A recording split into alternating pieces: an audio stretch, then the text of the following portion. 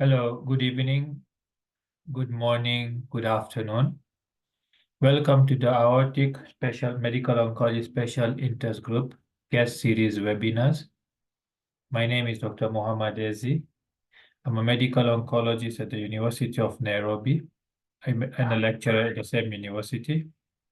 Today we are going to have two presentations on breast cancer. Both cases will be on HER2 positive breast cancer. But the difference will be on the difference of treatment. On base one, a case will be a use of anti-HER2 treatment in HER2 positive breast cancer, while the other one will be on the use without HER2, which is quite common in our African setup, where doctors and healthcare practitioners do not have either access availability or affordability to these agents. And hence, we try to improvise our treatment. So the second case will be on HER2 positive breast cancer without use of anti-HER2 medications. We have two speakers today. The first one is Dr. Haymanot K. Alemu. She is from Ethiopia, where she's a clinical oncologist and the editorial board of the Ethiopian Society of Hemato-Oncology. She's also the founder member of African Female Oncology Task Force, and currently the chair at the Aortic Medical Oncology Special Interest Group. Welcome, Chair Dr. Haymanot Alemu. Our second presenter will be Dr. Nana Amawadi. Dr. Nana Amawadi has just completed her residency training in clinical oncology at the Ghana College of Physician and Surgeon. She currently works at the National Center for Radiotherapy, Oncology, and Nuclear Medicine in Kolebu Teaching Hospital in Accra, Ghana. Welcome, Dr. Nana Amawade. I now invite Dr. Haymanot K. Alemu to start with her presentation. Welcome, Dr. Haymanot. So thank you so much, Dr. Mohammed, for the nice introduction of me and my friend. I would like to welcome all of the participants in today's case discussion. So I am happy to have our first case discussion on the aortic case series.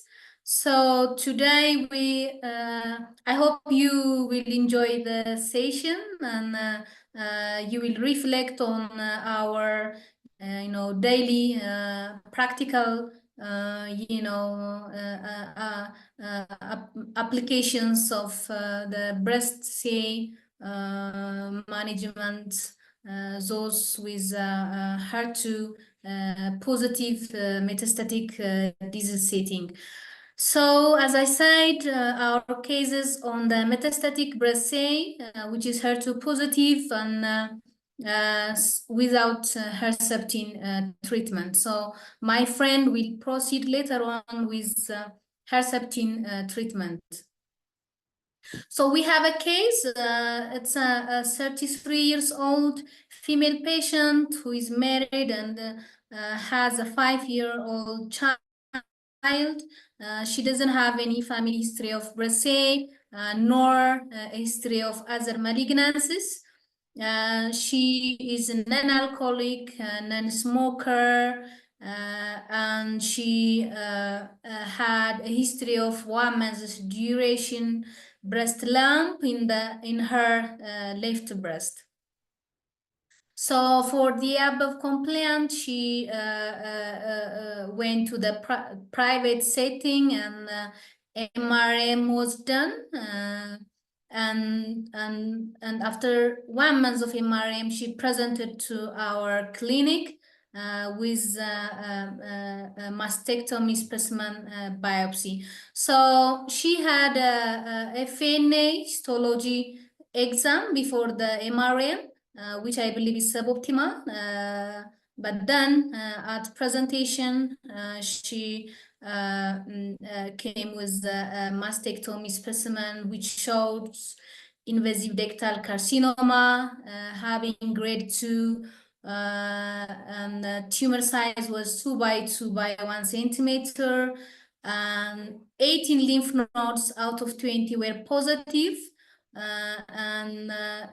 Yeah, it seems that the lymph node involvement looks extensive compared to the tumor size. So the margins were free, and the lymphovascular invasion and perineural invasion were documented.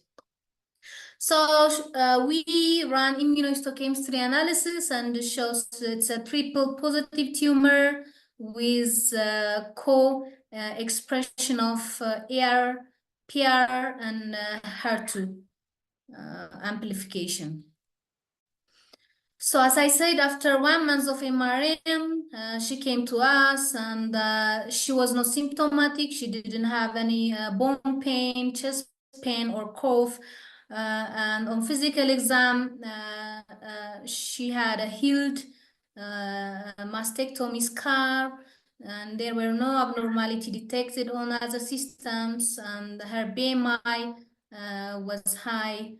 And we ran investigations. The routine blood tests were all within normal range, and we had echo just as a baseline, assuming that in the future we will administer doxorubicin-based chemotherapy. Otherwise, she doesn't have any cardiac symptoms or signs.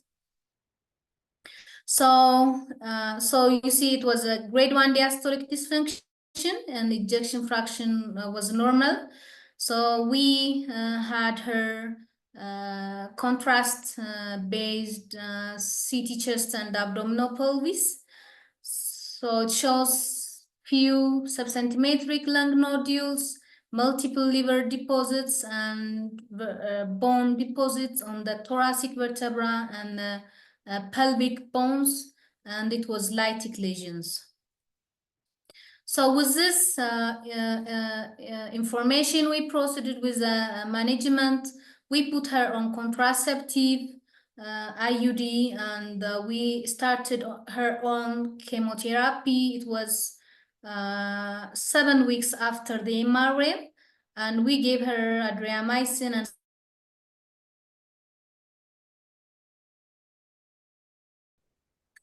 sorry for the inconvenience. So we planned to give her 6 cycles of AC, and after 4th cycle of AC, we had a mid-cycle assessment with the CT scan of chest and abdominal pelvic, and she had progression of disease with new lesions on the liver appearing, and the lesions on bone was doing also worse. So we changed the chemotherapy to the second line carboplatin paclitaxel, and she took the planned 6 cycles of carboplatin with paclitaxel. And on the in-cycle assessment, there was a partial response. So the liver lesions disappeared, and the lungs and bone lesions were stable. And we started her on tamoxifen, and zoledronic acid continued. And then after 9 months of tamoxifen, she progressed. She started to have symptoms on the back pain, on the back. That's 9 months after tamoxifen and 15 months after second line carboplatin taxol. And the CT shows new bone deposits, new hepatic lesions, and intra-abdominal lymphadenopathies were also shown. So currently she's having a CT scan image. As you can see, there is a lytic lesions on the thoracic vertebra, and the liver deposits, but the liver deposits seems few. So tamoxifen discontinued. We just had this CT scan like 2 weeks ago. So we discontinued tamoxifen, zoledronic acid continued, and we haven't yet initiated her on other treatment. So this is the case. So as you see, I would like to have my comments on the management of our case in low resource setting. So, the first line chemo, the tumor burden, we could have initiated her on endocrine therapy. HER2 targeted was not available, so we could have initiated her on endocrine therapy, but the patient insisted to receive chemotherapy, and that's one, I guess, challenging area, how to, accommodate this requests. So, but after she failed on the first line AC regimen, by the time we had, the imagings, it showed, the disease. There were high tumor burden on the liver and on the bone. So I guess it was okay to start her on the cytotoxic chemotherapy that time, and later on after she finished, we started her on tamoxifen, and for that she failed again. Yeah. Yeah, and the other comment I have is how we need to monitor, patients taking chemotherapy in a low resource setting. So we don't have bone scans, and PET is not available as well, and the whole body MRI is not technically. We are not doing that. So following the bone mates with CT scan is a bit also, yeah. Uh, it's difficult to do that for us, and changing regimens just based on the bone, how the bones are doing, is one area that needs, discussions and thought. So, Great. um, Okay. so this is a very it's such a common situation in our setup, especially in patients not in rural semi-urban areas where we do not have access to anti-HER2 therapy, be it trastuzumab, be it any other anti-HER2 based therapy. As we all know currently, there's need for anti-HER2 therapy in HER2 positive breast cancer. So this is a patient at Hayman, had a young patient, 33 years old patient who came with metastatic breast cancer. She had triple positive disease. She started her on chemotherapy and then put her on endocrine therapy. Then now the patient has progressed while on treatment. So in this situation, this is an open question to everyone. I think there might not be a right answer or wrong answer. How do you think we should manage such patients or any patients in whom anti-HER2 treatment is not available, accessible, or affordable? And I think so. Those who want to make a comment, kindly please raise up your hand, and then we can discuss further. I see people are. Yeah, I can see questions in the comment section.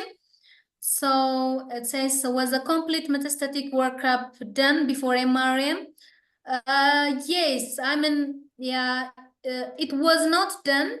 Uh, it was not done. The MRM was done at private setting, and what they did have was chest X-ray and abdominal ultrasound, which are suboptimal.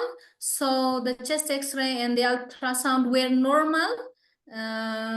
So it misled them. So they proceeded with a MRM, and after a month of MRM, when she presented to us, we had a staging CT and showed, subcentimetric multiple pulmonary nodules, which reflects the normal chest X-ray prior to the MRM. So on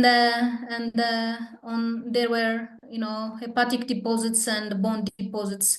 So yeah, this is mismanagement. Yeah, this is a lesson we need to take before the definitive surgery. We need to stage patients properly, and this is what we can do in a low resource setting. We have CT scan available, so we shouldn't fail on this. Yeah, that's my comment. So Dr. Peter Oiro, you have any comments? Thank you. Your hand Thank you very much. Thank you very much, Ezi. Happy to see Nazik. I think there's a lot to learn from this. But before, I don't know what the setting is in Ghana, whether it is... This is in Ethiopia. Oh, this is Ethiopia, sorry. My bad. Whether it is a national problem or it is a regional problem, but I think the fact that there is no HER2 in certain centers may not be a national problem, probably other things, or somebody is not able to afford and all that. I think other than availability of Herceptin or anti-HER2 directed therapies, the other point that has also been raised is just the optimal management of a patient, like staging, before surgery and all that, whether this is also due to lack of scans, that also should be addressed, because situations where that Herceptin is available but it's still not being used can also arise. Having said that, I think the first thing that one needs to know is that this is suboptimal treatment in this day and age. Number two, in situations where you have a HER2 overexpressing tumor and you do not have anti-HER2 directed therapy, then the treatment goal basically is palliative. You treat without, if there are patients who are curable, then you cannot cure them without offering them anti-HER2 directed therapy. If they are metastatic, I think also you treat, but you do not expect to get good palliation of symptoms, and you should be ready to manage recurrences early. This is, I mean, even in Kenya, we have had HER2 directed therapy offered through the National Hospital Insurance Fund. But sometimes the common thing in Kenya is that the immunohistochemistry for the HER2 expression sometimes lags behind. Even where I work with AZ, the National Referral Hospital, you find that you have a young patient or patient with curable intention, and then you have to wait for HER2 receptor results. The turnaround time averagely is about 14 to 3 weeks in Kenya. So, waiting again because you do not know the HER2 expression status of a patient will also result into certain, situations like this one. So it is not unique to Ethiopia. It is unique, I think, to most African countries. And I think other than focusing on availability of the HER2 therapies and access, we should also address the availability of HER2, of immunohistochemistry, and not just the availability, but also the turnaround time for HER2 testing. Yeah, so that's what I will say. But I think the point is that the patient was managed suboptimally from staging pre-op to the choice of chemotherapy moving forward. Thank you. Dr. Nazik, Prof. Nazik, do you have any comments to make? Yeah, so I think it points the fact that we don't have trastuzumab for many African patients is a true tragedy. trastuzumab is now part of the essential medicine list.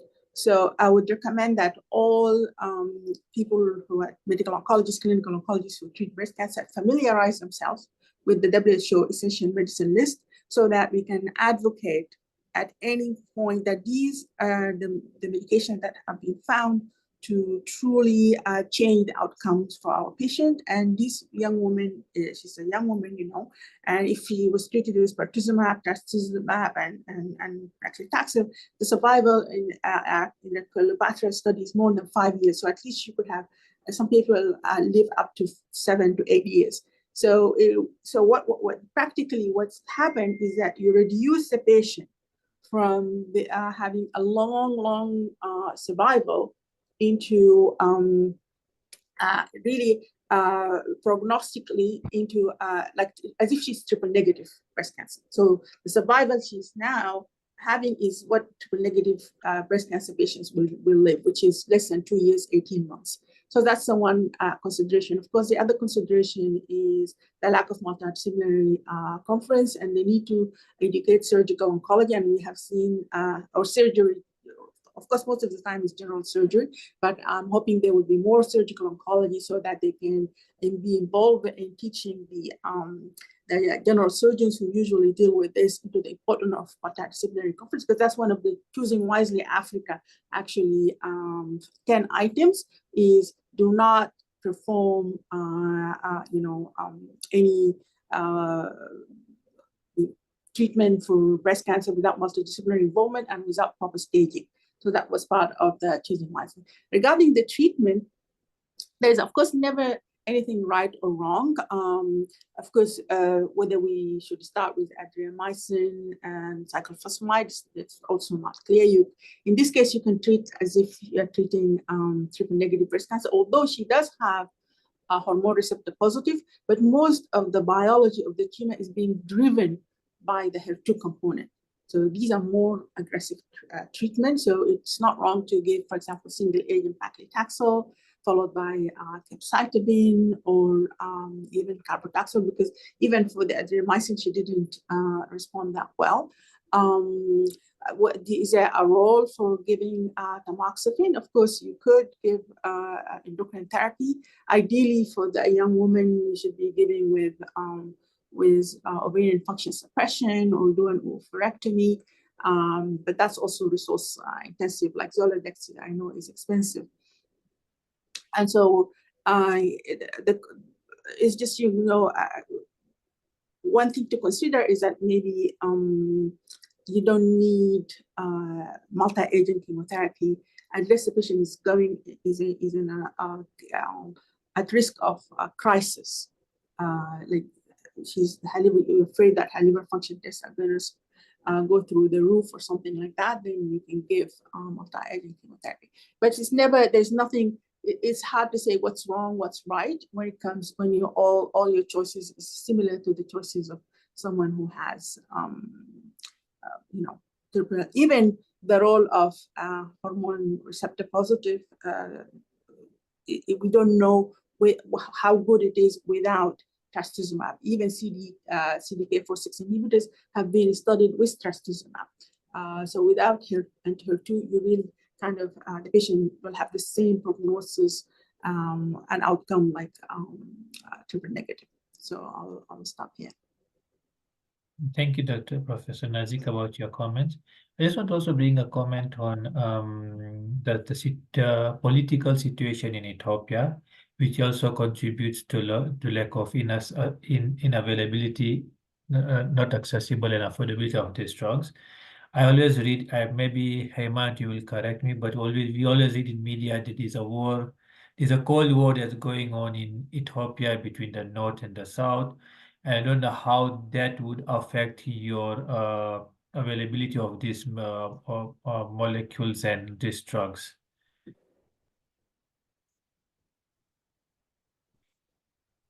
Yes, I mean, so as you said, we are currently in a civil war. If you could hear me, yeah. So the two of the the largest regions are in a conflict zone, and the northern Ethiopia war that was going on for 2 years, and the effect is still we are still seeing the effect. And again, we are having another civil war, going on in two of the largest regions. Yes, of course. I mean, like in a resource limited setting, we don't have data yet. We need to change that into data to show the exact, effect, impact. But obviously, the resources will go to the conflict, and yeah. And the roads are blocked. Even those who can afford by themselves, they cannot come to the tertiary setting to get what they need to get. So it's a multi, interacting, challenges, going on. Peter, is that your new hand or is that your old hand? Oh, sorry, it's the old hand. Let me bring it down. Right. I want to make a comment. I want Dr. Hannah. I saw her somewhere. Where did she hide to? I'm not seeing her now because Hannah, are you here? I saw you. Could you make a comment about how things are in your setup? Can you say it again, please? I want Dr. Hannah Ayete to make a comment Uh-huh. about this case. A comment on what? On the scarcity side? Sorry. No, just Sorry, 1 minute. We are on an interview panel. So I think Nanama Wadie can do that. So I'm actually doing 2 meetings at the same time. So I think Nanama can answer that question, if you don't mind. yeah, I don't mind. Nanaama? Hello. Yes. Please, can you hear me? Yes, we can hear you. All right. So in Ghana, we do have trastuzumab available on the national health insurance. However, it's just for 1 year. It's covered by the insurance for just 1 year. So patients who would need prolonged therapy would have to pay out of pocket after 1 year. But yes, it is available, so that helps a lot. At least for a year, the patients do get Herceptin. Dr. Miriam Mutebi, I wanted to ask you, this patient underwent surgery without undergoing appropriate staging metastatic workup, and now Dr. Heimanot is in such a dilemma on what to do with this patient. Do you how as a region as a surgical powerhouse African, how do you think we could avoid these problems, and how as an aortic body, what do you think we should put into place so that people know exactly how to go if they see a patient with breast cancer, how do they go about it? Because usually most of the time the first person of contact with a patient with breast mass is usually a surgeon. Thanks, Ezzy, for that question. I think it's really key. I think I'll sort of unpack the 2 questions you've asked. But as Prof. Hamad mentioned, the majority of people who do breast cancer surgery are general surgeons. And so what we've been trying to do at a local and also at a continental level is really trying to enhance the role of, or at least the thinking around a multidisciplinary team engagement. And that's really working through in collaboration with the surgical societies that exist, whether it's through the Surgical Society of Kenya, the COSEXA. And so part of what we've been doing from an aortic standpoint is really trying to build that multidisciplinary model.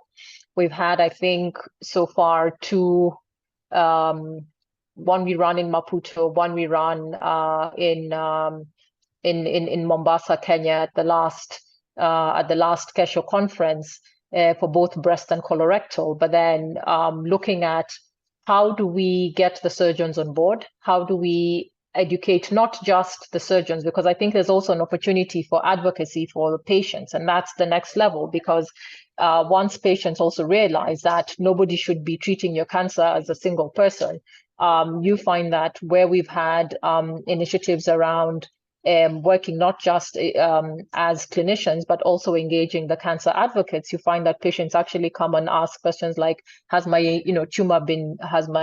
case been discussed by the panel? They might not know the multidisciplinary team, but they do know the concept of the panel. So one, expanding the workforce. And so looking at whether it's the surgeons or whether it's the broader oncology community, really trying to re-emphasize these messages around multidisciplinary teams, but then looking at how do we take that to the next level and have a footprint so that we're actually educating and empowering our patients to ask the right questions. So those are some of the efforts, but I'm looking forward to a lot more activity with the surgical oncology SIG, especially around education of surgeons who provide cancer surgery. So stay tuned. Thank you. Thank you, Dr. Miriam Mutemi, President. Does anyone else have any comments or clarifications to make or any questions to ask before we move to the next case? May I just, I think this should be an area of investigation and research, because we know that even 1 year, as happening in, is not enough of trastuzumab in order to, perhaps the medical oncologist should try to come up with what are the best, approaches to chemotherapy in the absence of, because if you bring someone from high income country, they wouldn't know the answer. So maybe people have been treating this for a long time, come up with a set of what is the chemotherapy agents, what is the role of endocrine therapy as a guide for until the day comes when we have access to all of these, TDXD and pertuzumab and all of that. I think that would be a good thing. Just the group sitting here can come up with rough guidelines that can help people, because nobody knows it's the best sequence of treatment when you don't. So maybe if the patient doesn't have hormone receptor, if the patient is has triple positive and not, whether the best sequence of treatment is not entirely clear in the absence of HER2. So Dr. Omar Abdi Hamid brings up a very important pertinent point, I think, so which also sorts of reflects or on Dr. Mutebi's sentiments, that that tells about that we as a society, be it in Africa, be it in Kenya, be it in anyone in low middle income countries where you have challenging assessing drugs and available drugs and affordability of drugs, that we should come up with master classes for oncologists. I think so this is something our educational committee can think about it. Similarly, in the same way that there are master classes in the Western world, mostly in Europe, so I've heard about them. So maybe to put up with master classes for oncologists and to escalate care, and maybe talk to the primary caregivers, give a different talks on actually how to go about there, and how to also talk to the pharmaceutical companies, how to get cancer drugs mobilization. The point in, even though most of our patients, I've seen that something happening, that most of patients go abroad, seek abroad across the seas, mostly go to India for further care. I don't know how the pharmacology industry is regulated in other sub-Saharan Africas, but there's also an advantage in terms of that. In Kenya, in addition of the pharmaceutical branded drugs that we get, we also get a lot of generic drugs in the market, especially from Asian countries. And these generic drugs actually bring down the cost of the medicines to an affordable level. It also puts up a competition, or it puts the originator on their toast for them to also bring their prices down for them to also compete in the market. So I think so if those are some of the avenues that we need to look out for on how we can get these generic companies, good generic companies, to bring their products into the country. I will let Miriam Mutebi hold on to her thought for now, and I'll invite Dr. Nana Amawede Wade to make her second presentation. I think so Dr. Mutebi will. Just there's just something I wanted to ask Miriam about the surgeons, because is it that the surgeons do not like, okay, because we get these cases in Kenya as well. Is it that they don't know that they need to stage before performing MRM or such, or it is an attitude problem, or it is the method of staging? Because I've also seen surgeons who do with a simple chest X-ray and abdominal ultrasound, and they rule out meta. Is it an attitude problem? Because in this case, the CT scan, the scanning modalities are available, and I know Miriam is very experienced, has done a lot of research around this area. What's the main reason for this? Is it lack of knowledge that then we need a masterclass for them, or is it attitude? In which case you need to deal with it in a different way, or what? Because it's something that is recurring. Thank you. I don't know if you want me to answer now, Ezzy, or later. You can answer now. Okay, thanks, Peter. I think, to be completely honest, it's actually a combination of factors. Sort of doing a deeper dive into who's doing cancer surgeries, what we've actually found is that as much as we think that general surgeons do the majority of cancer work, there's also a significant amount of work that's being done by medical officers and clinical officers. So part of the strategies that we've been working on through the surgical societies is looking at how do we ensure that the entire workforce, anyone who's going to be doing these kind of surgeries, understands the concept of multidisciplinary teams. Now, again, you also have, unfortunately, Peter, a bit of the attitude coming in where you sometimes find, again, and I think it's in any profession where people say, I've been doing this for the last 20 years, and what else are you telling me? And the last time you interacted with the data was maybe a couple of years ago. So sometimes that does come into play. But unfortunately, as well, there's also a pecuniary incentive where people are actually looking to operate as quickly as possible before the patient goes to a different surgeon or to a different institution. So it's really a combination of factors, but quite a bit being around lack of knowledge, but also financial incentive, especially in the private setting. Unfortunately, we even have gynecologists, which again, they don't have training for in our setting, but certainly in many parts of East Africa are actually doing breast work. So that's part of the efforts we're trying to change around this. Thanks. Thank you. Sorry, Miriam. Dr. Mohammed, just to add some important points. I think this is important to note. Recently we are having endocrine and breast surgeon fellows.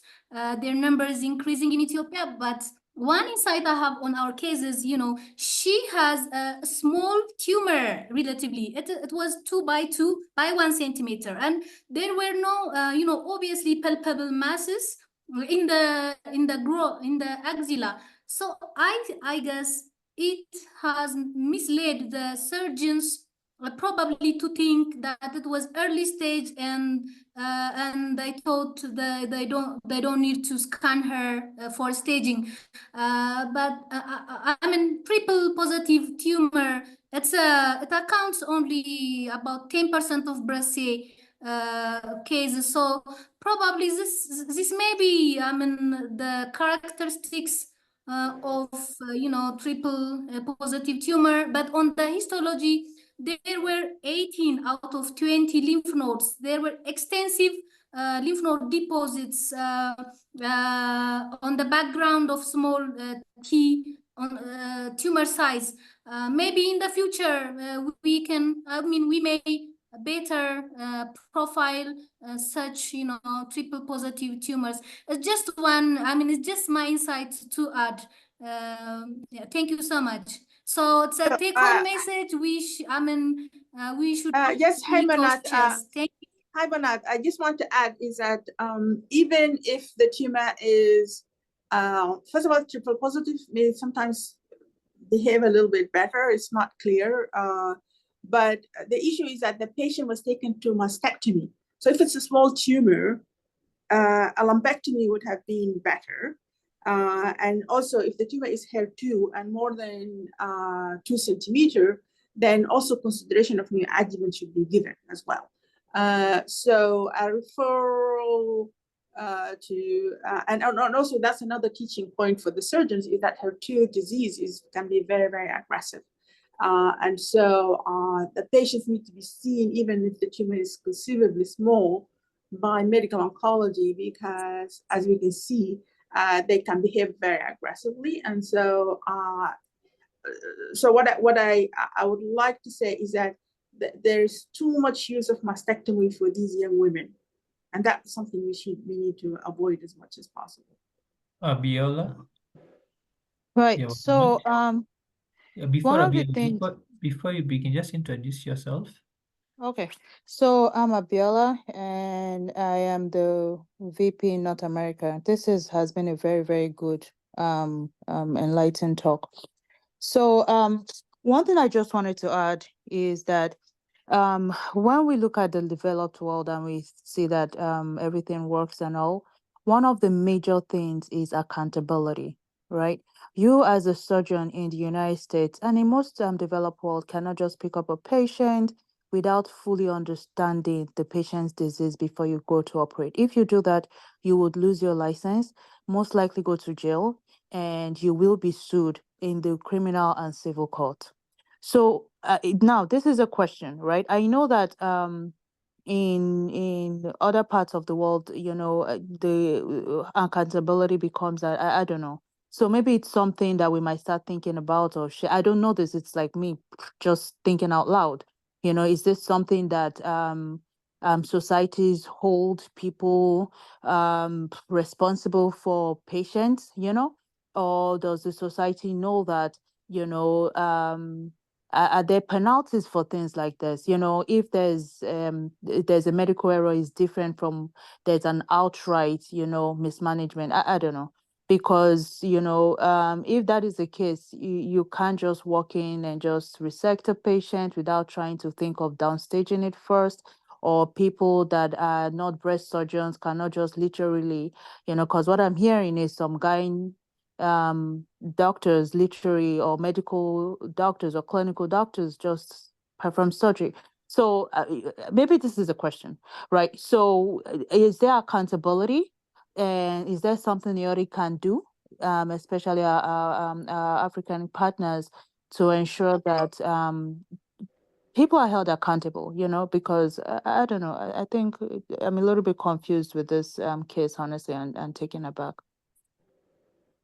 Yeah, we'll just hold on to those thoughts. I want people to think about that.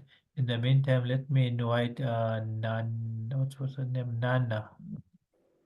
Where did she disappear? Ade, you're there? Good. Yes. So welcome, Ade. Thank you. So you'll just present your case and then we'll continue with the discussion. Okay. So you can share your screen. Okay. Let me share.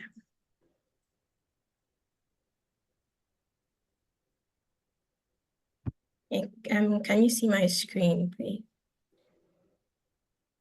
Yes. All You right. put it on the slideshow. Okay. Okay. Thank you. All right. Okay, thank you. I'm grateful for the opportunity to present this case.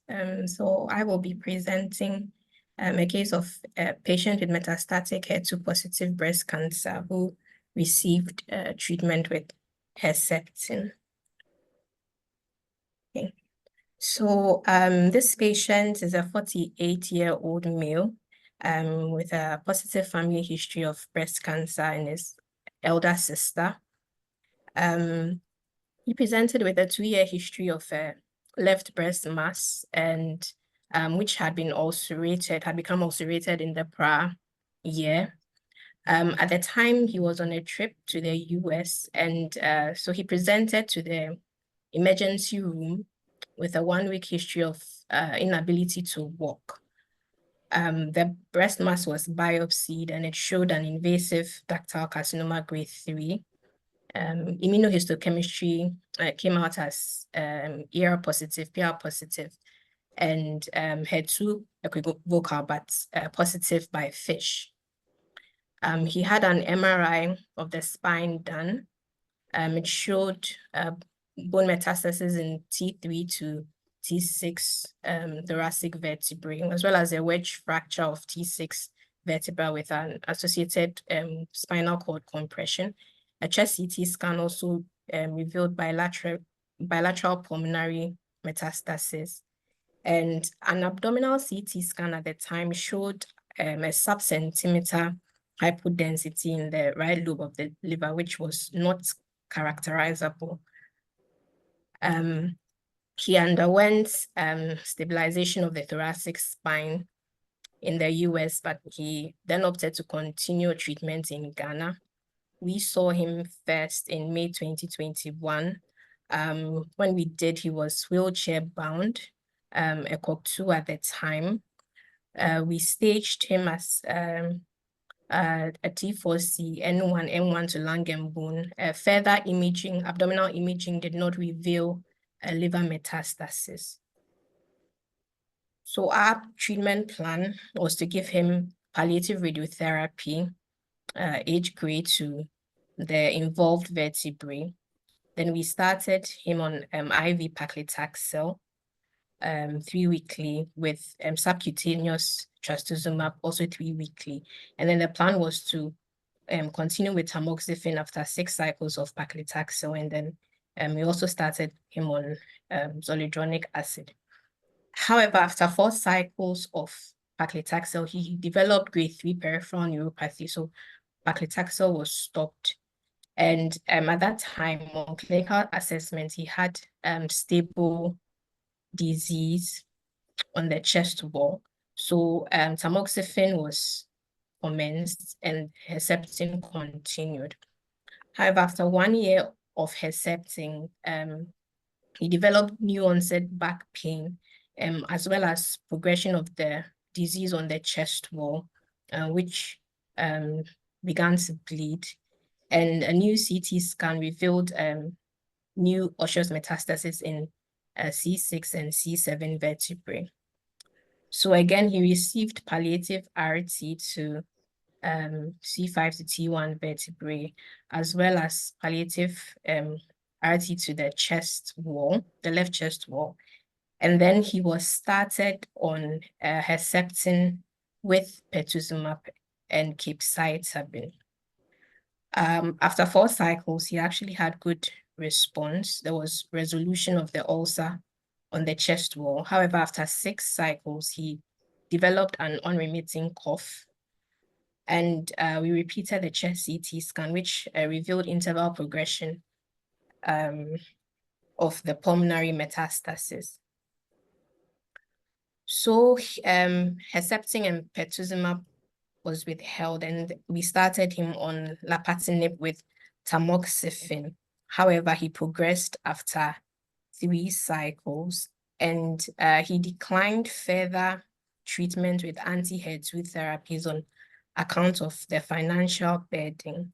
So we started him on gemcitabine, a single-agent gemcitabine. However, he progressed again after 6 cycles with a new mass on the chest wall.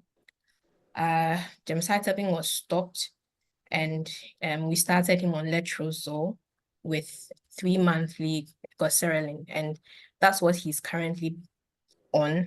He's done 8 months of that treatment, and so far he's actually had good response. There's been resolution of the ulcer on the chest wall as at his last clinical exam.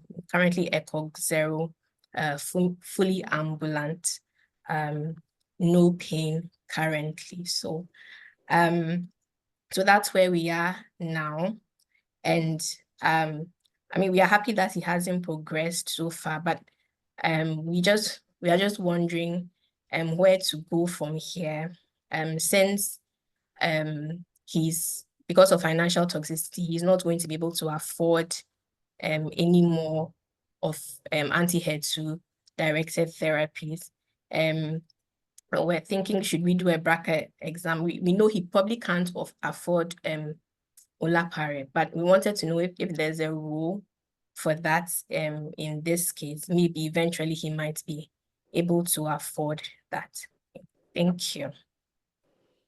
Thank you, Nana, for the good guess. Now, there's some salient points that we need to pick up. You can just stop sharing your screen, Nana. Okay. So there's some salient points we need to pick out from this one. Number one, that he is a he to start with, and Yeah. then he has a HER2 positive disease. So this is like a rare of a rare disease. So treatment becomes challenging. It's not only challenging in our setup, but it also becomes challenging in the Western setup because it's now a rare cancer.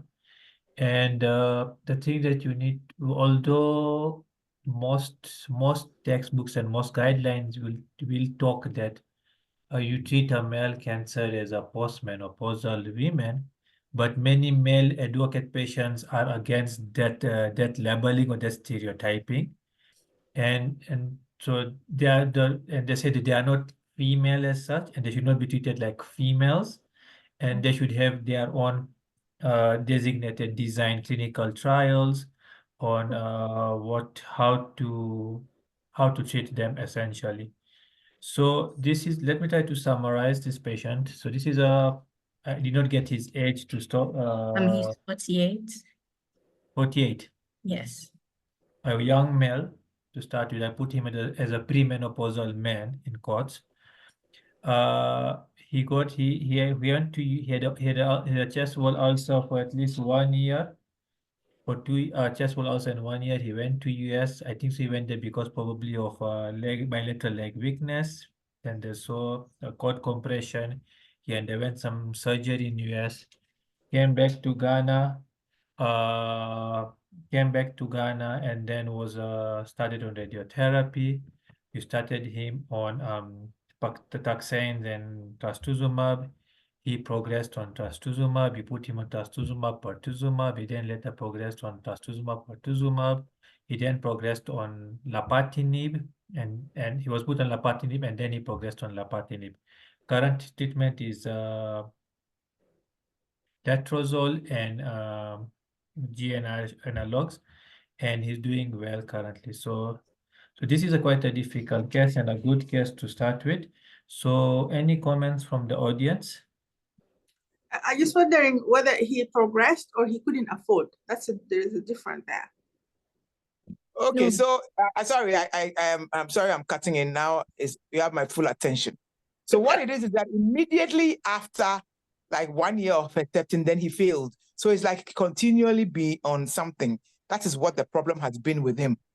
So he hasn't really had the chance to have any breaks, really. And he's sponsored by his cousin. So that's like an additional burden. The cousin was working in the UK. He's a doctor, so he was able to afford it. But since COVID, since things started getting harder, he was like, you know what? So even I tried to even push a little bit with the, some of the treatments, but you can see that there's a financial handicap. These are social problems that only Africa has. Maybe, I don't know. But then he's also sensitive to his cousin. He doesn't want to overburden him. You understand? So it's like, it's enough. But his cousin also said it's enough. I really can't afford anymore. So since things failed, I think they were secretly happy that the bigger treatments seem to have failed him. So I guess the main lesson here is that even though he was HER2 positive, somehow maybe he lost it. I think we biopsied at some point in time, and it was the same. Basically, that's all I have to say. I had the questions, that's why I'm answering that way. Whether he was still or he's been on treatment for this long. So when you read guidelines, I just want to bring this up as a general statement. When you read guidelines, they say continue treatment for metastatic disease until disease progression or intolerable side effect. Correct. Would you put financial toxicity as an intolerable side effect? I think we should start considering that and choose a cheaper option. I'm serious. Because it's this is only implementable in LMIC. But I think it's something we all seriously ignore. We really do ignore it. But I think you're actually right, Dr. Ezi, on this one, that we should start considering it. I think this is the choosing wisely. We don't think through it, we just prescribe. That is where I think we are. And even in areas where treatments are covered, we forget about the out-of-pocket payments. So weekly versus 3 weekly, the outcomes are the same, but we still go with weekly because the data says weekly. We don't think through, and that might lead the person to financial toxicity faster than somebody. If the outcomes are equivalent, that's what I'm talking about. You might have to choose something that, because we have to think about all these things. We all ignore it, but it's a serious issue. So it's the same story in Kenya, in the way that how our national insurance reimburses, it reimburses by cycles. So if I do a weekly regimen by 3 weeks, then they reimburse by 4 to 6 cycles. So if I do a weekly regimen, each week is considered as a cycle. So by 3 weeks or 4 weeks, the cycles you have finished your insurance cover. So that is why most of our regimens are mostly using 3 weekly regimens to give that a longer duration of treatment. So I just want to, hi Manat, you have a question or a query or a comment? Yes, it's an interesting case. And my question is, do you do immunohistochemistry testing on the metastatic sites as well? For the other sites, I think it will cause more confusion. I think it will cause more confusion for us. But let's say he fails his HER2 therapy. He came metastatic. He's de novo metastatic. So he didn't develop it after adjuvant. He's de novo. So, and I think he came from the US with his results anyway. But when he started not responding, we actually repeated the biopsy because he had a chest wall recurrent. So we biopsied that and it was actually the same as the original. But for so let me ask you, is he ER high? Estrogen receptor? Was he estrogen receptor, progesterone receptor high? Yes, but I think his progesterone is triple positive. Yes. Yeah. He's triple positive. Yes. Okay. So I mean, he's one more thing. Mm-hmm. So why do we? I mean, why did you give him like zoledronic acid every 4 weeks, than every 12 weeks? Yeah. Thank you. Sorry, no, it doesn't work. So we tried it in him. Nanam, I didn't tell the full story. We tried it in him. That is what I've noticed. So what I do is I do 3 weekly consistently for like 6 months, and then I start dragging it out, and then they fail. Okay, they start getting increasing bone issues, and then I have to go back to the 4 weekly. But I think it's because we have the generic type. So I think it's something to do with that. But I keep saying this over and over wherever I go, that the 6 weekly about that. 3 monthly, no, it does not work for my patients. I think it's the brand. On a serious note, I think did you consider that maybe because he was failing trastuzumab, so he failed in the bones, and now he's responding to one you switch to.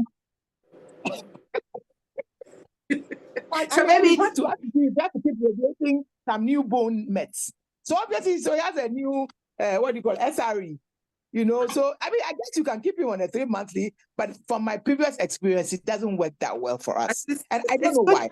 I can't give you the explanation. The maximum is 6 weekly. I don't know, Dr. Akpachi and Dr. Nyantechi, you are here. Do you have any experience with that? Because we all use the same drugs. Have you seen that in the clinic as well? Are they there? I saw them earlier on. I didn't seem to be Maybe, around. yeah, they're at the bottom.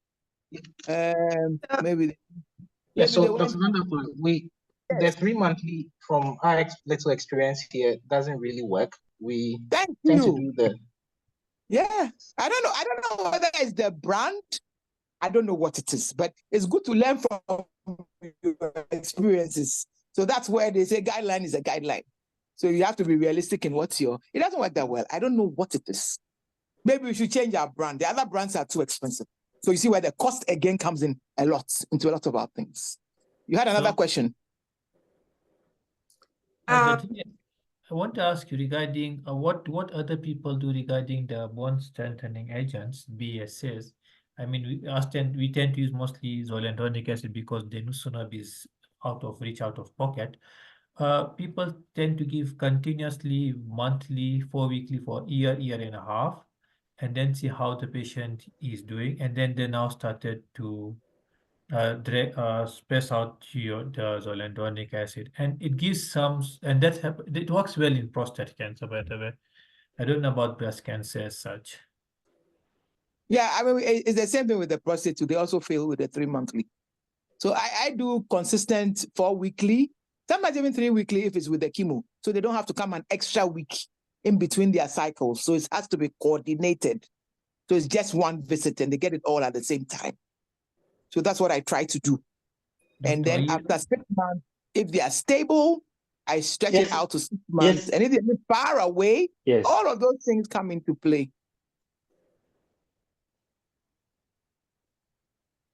So if you're like an oral tablet like abiraterone or something, and I start dragging it out. Yes, we can hear you. No, I was saying that I agree with Vanna. Even me, this 3 monthly zoledronic acid, most of the patients with the symptomatic bone pains just doesn't work. So I do monthly or 3 weekly until the symptoms have resolved. Then I can then switch them to 3 monthly. So I'm yet to see a patient who has, in terms of bone directed therapies with with zoledronic acid. But the other thing is that there are so many, like in Kenya, there are so many Your internet is generics down. of zoledronic acid, and that story for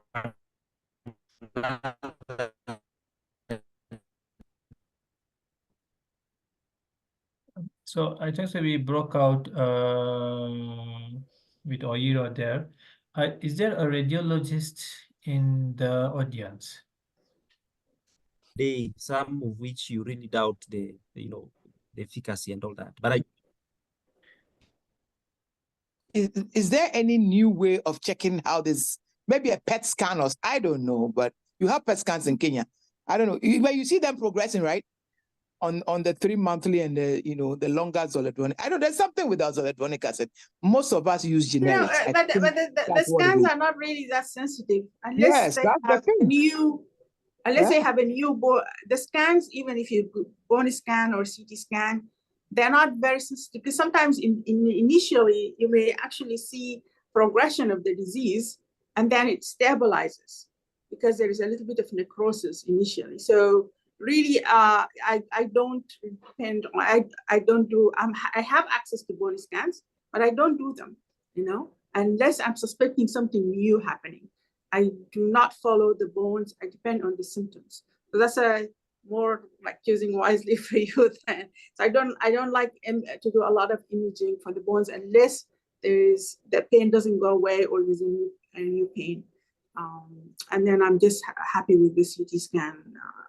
That's it. Because they may look angry and you think they progressed, but actually they haven't. What I've noticed regarding using CT scans for judging bone disease progression is sometimes what happens is that during the initial scan, there's a metastatic deposit that was not picked up by the CT scan. There's one present there. But when you give the drugs, that CT scan, that deposit heals and it calcifies. And now when you do interval scanning, you see those new spots. So you're now wondering, is this progression or is this healing of the metastatic deposit that could have been there before? So Yes. that is why I would ask whether there was a radiologist around here who could actually give us more idea on how we can differentiate there. Because sometimes you may see the patient has got visceral improvement, but there's the bone is progressing. So I can tell you, even if you discuss it with the radiologists at Chemo Board, it's most of the time they're not able to really be very firm about it. So really, you just have to follow your clinical sense, and this is very flawed progressions. Just because I just wanted to mention something before I leave. It's about what to do next for this. So this patient, I'm very impressed by the fact that he responded to letrozole and gozerlin. So that means his disease is being driven by the endocrine, part. Yeah.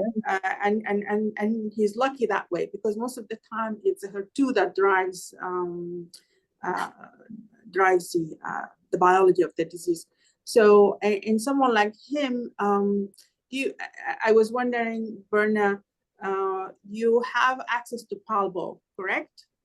As a next. Yeah, you had to really convince him to be castrated with the Zoladex, and the Palbo is a lot of money. It's $1,000 a month. Oh. Yeah, so that's the reason. That's really the other caveat with that.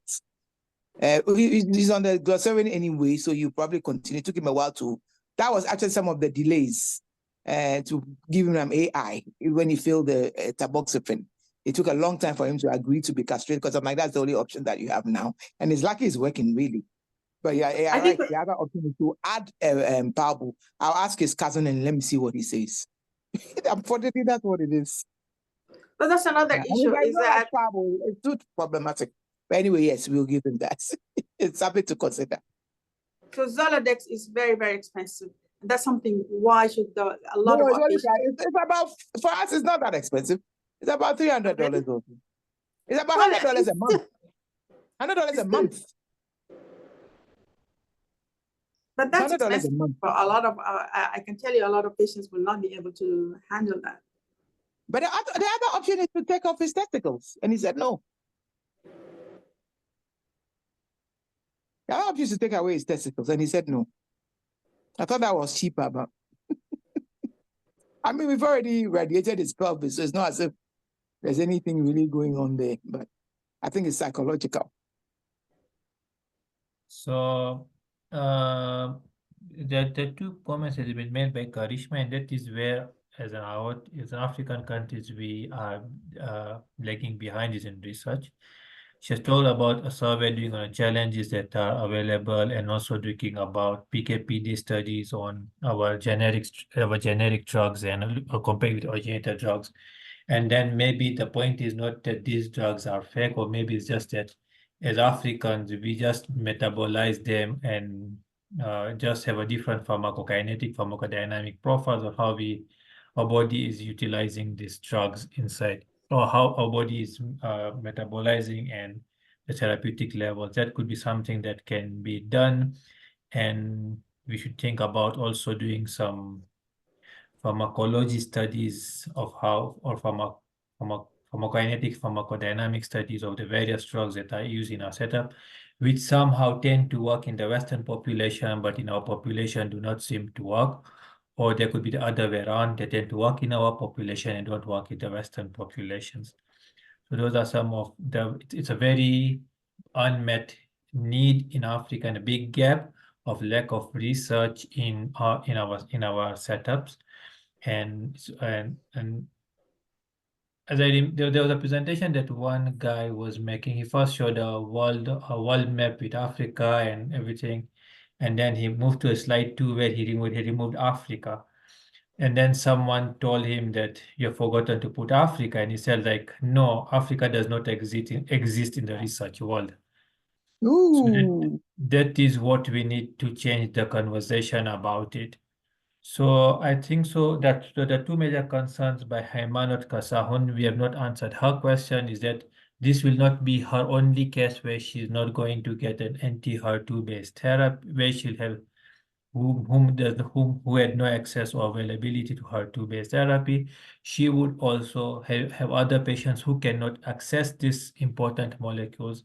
What do you advise her on how she should manage or what she should do so that she ensures that her patients get the best care provided the circumstances around her,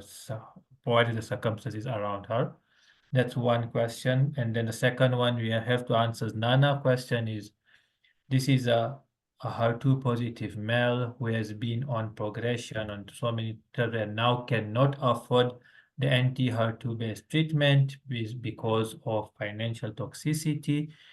And I think so Dr. Nazik mentioned that we should just only continue with the hormonal therapy because he seems to have been responding to that treatment. So anybody who can help her Actually, with correction. He actually failed them. That's the truth of the matter. He actually failed them. And when we wanted to, he actually did fail them. That's the fact of the matter. So maybe you can try him on second light fulvestrant and see how he works. No, it's about cost. So everything was discussed. Cost was Okay. discussed. Yeah, so that's how we settled with this I one. think so. But Both we expect it to Nana's work. patient, both Yeah. Nana's patient and Haimanot's patients are in the same boat. Either they cannot afford or they cannot access or the medicine is not available. So as an aortic medical oncology SIG, where these drugs are an important part in improving and prolonging the lives of our patients, what do you give as a suggestions to everyone? I think everyone has been or is in a current situation, in a similar situation. So I will take some few remarks and then we'll close the meeting from there. Hi, Manot. You have any suggestions? Yes. I mean, I'm also wondering, like, do we have to, administer treatment whenever they progress?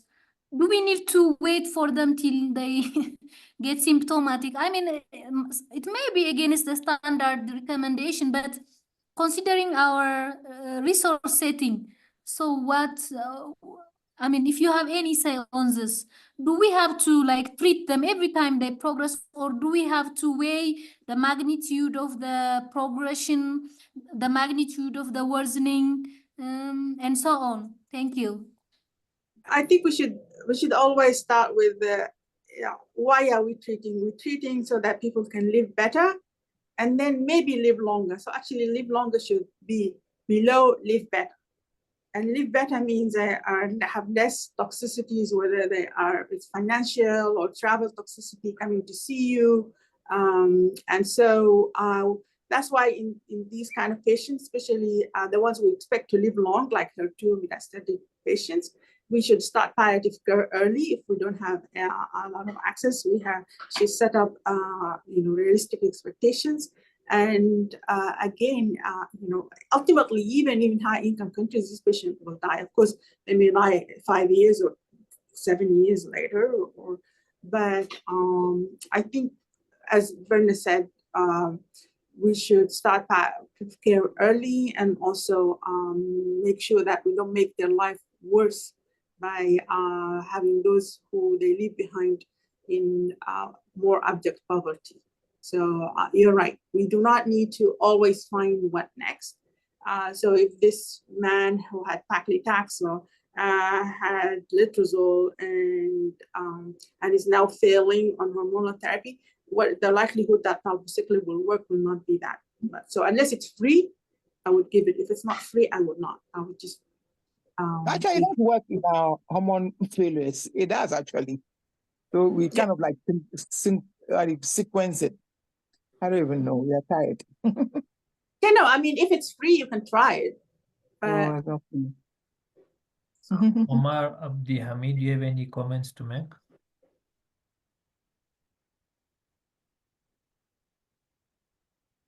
Yeah, so great discussions as usual, and I feel like we're all speaking in the same language when it comes to shortage and unique problems in Africa in terms of cancer care landscape. But I think it's very depressing and very heartbreaking to see these cases, especially the one from Haymanot in Ethiopia. Apart from the recommendations we talked about of masterclass and care for patients, the other bigger problem, which might be even harder for us to solve in this now virtual room, is to bring really the pharmaceutical representatives, for example, to share us in the same platform. For example, now maybe any pharmaceutical representative from Roche, if they were to be here, such cases maybe the problems might have been amplified, and maybe on compassionate access program patients might be such programs, I mean, could be started through the unmet need that is being discussed in such a big forum of IOTIC, which is a whole African organization umbrella. I think advocacy is really missing in terms of patient access programs and drugs availability, especially the WHO cancer drugs list. So I think but really clinical trials are also missing, which is really a big problem. As we know, clinical trials, gives access to patients free drugs, at least, to say the least, in the standard of care arm. So yeah, those are my comments, but real world cases here. I may just add that maybe countries can come together and bargain, because even if they have compassionate access, it's not going to cover 120 million people or 200 million people. So I think we need, very strong drug policies, and African countries come together and bargain and do like full procurement, so that they get cheaper drugs, whether they are biosimilar or not, because even biosimilar are expensive. So Rose Anolu, do you have any comments? Final comments?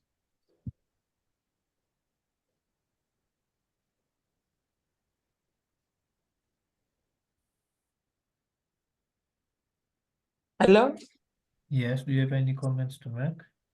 No, what I need, what I can, for all that I'm hearing, I've heard, I think we need, like you said, these pharmaceutical companies, let them start doing clinical trials on Africans in Africa, because some of these drugs, like you said, work when they use them in Europe and America, in developed world, they work.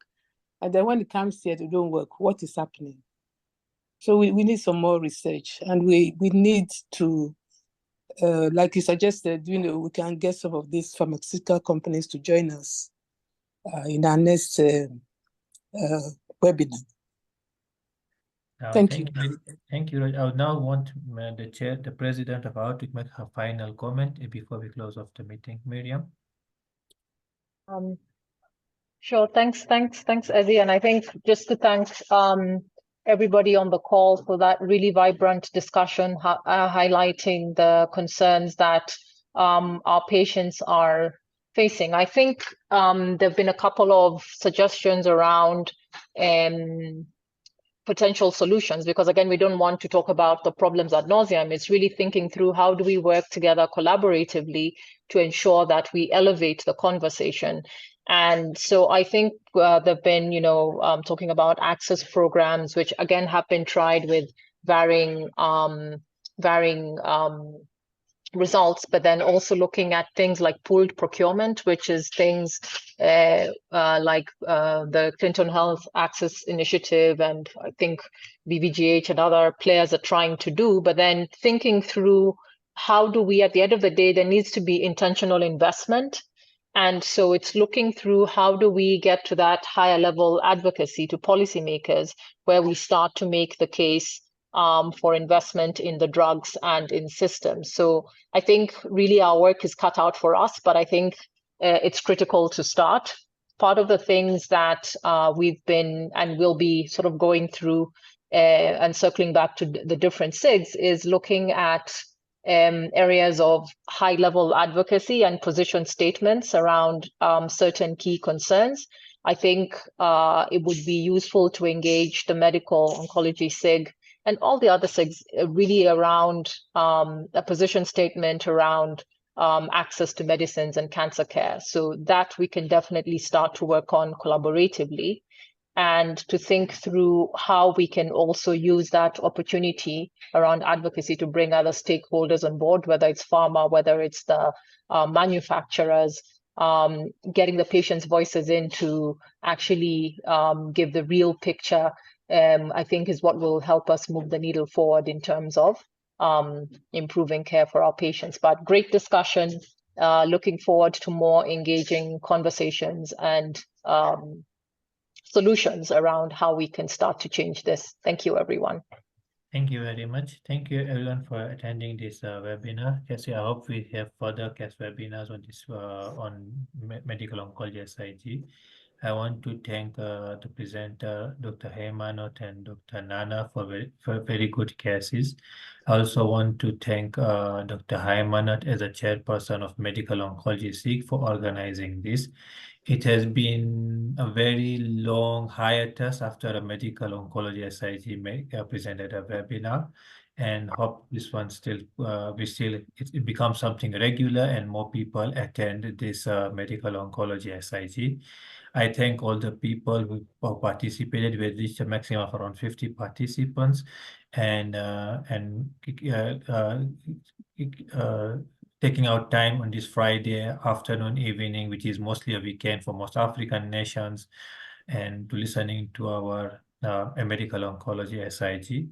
I thank everyone and have a good evening, good night, good morning. Thank you very much. Bye.